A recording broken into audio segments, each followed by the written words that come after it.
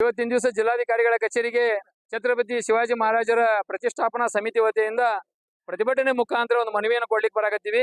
ಮನವಿಯನ್ನು ಕೊಟ್ಟಿದ್ದೀವಿ. ಈಗ ಜಿಲ್ಲಾಧಿಕಾರಿಗಳಿಗೆ ವಿಷಯ ಇಷ್ಟೇ, ನಿನ್ನೆ ದಿವಸ ಛತ್ರಪತಿ ಶಿವಾಜಿ ಮಹಾರಾಜರ ಮೂರ್ತಿಯನ್ನು ಪ್ರತಿಷ್ಠಾಪನೆ ಮಾಡ್ಬೇಕಂತೇಳಿ ನಿಶ್ಚಯ ಆಗಿತ್ತು.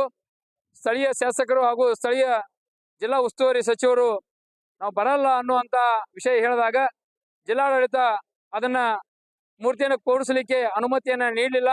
ಆ ಕಾರಣವಾಗಿ ಜಿಲ್ಲಾಡಳಿತನೇ ಖುದ್ದಾಗಿ ನಿಂತು ಮೂರ್ತಿಯನ್ನ ಪ್ರತಿಷ್ಠಾಪನೆ ಮಾಡಬೇಕು, ಮಾಡದೇ ಇದ್ರೆ 2 ತಿಂಗಳ ನಂತರ ನಾವೇ ಖುದ್ದಾಗಿ ಪ್ರತಿಷ್ಠಾಪನೆ ಮಾಡ್ತೀವಿ ಅನ್ನುವಂತ ಒತ್ತಾಯದ ಮೂಲಕ ಇವತ್ತಿನ ಜಿಲ್ಲಾಧಿಕಾರಿಗಳಿಗೆ ಮನವಿಯನ್ನ ಕೊಡ್ಲಿಕ್ಕೆ ಬಂದಿದ್ದೀವಿ. ಇವತ್ತು ಅವಕ್ಕೆಲ್ಲ ಪರ್ಮಿಷನ್ ಸಿಗ್ತದ, ಇದಕ್ಕೆ ಯಾಕೆ ಜನ ಏನ್ ಮಾತಾಡ್ತಾರೆ ಗೊತ್ತಾ?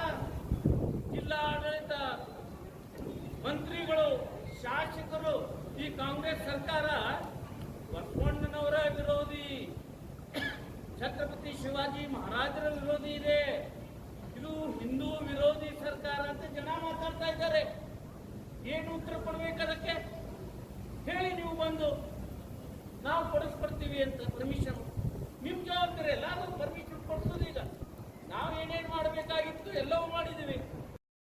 ಆಗಬಾರ್ದು, ಯಾರ್ದೋ ವಿರೋಧದ ಮಧ್ಯದಲ್ಲಿ ಶಿವಾಜಿ ಮಹಾರಾಜರು ಬಸವಣ್ಣವರು ಮೂರ್ತಿ ಪ್ರತಿಷ್ಠಾಪನೆ ಮಾಡಬಾರದು ಅನ್ನುವ ಸಲುವಾಗಿ ಶಕ್ತಿ ಇಲ್ಲ ಅಂತಲ್ಲ, ಹಿಂದೂ ಸಮಾಜಕ್ಕೆ ಬೇಕಾದಷ್ಟು ಶಕ್ತಿ ಇದೆ. ಇವತ್ತೇ ನಮ್ಮ ಶಕ್ತಿಯ ಪ್ರದರ್ಶನ ಮಾಡಿ ತೋರಿಸ್ತಿದ್ದು ನಿಮಗೆ. ಇವತ್ತೇ 20 ನಾವು ಶಾಂತ ರೀತಿಯಿಂದ ಮಾಡಬೇಕಾಗಿದೆ.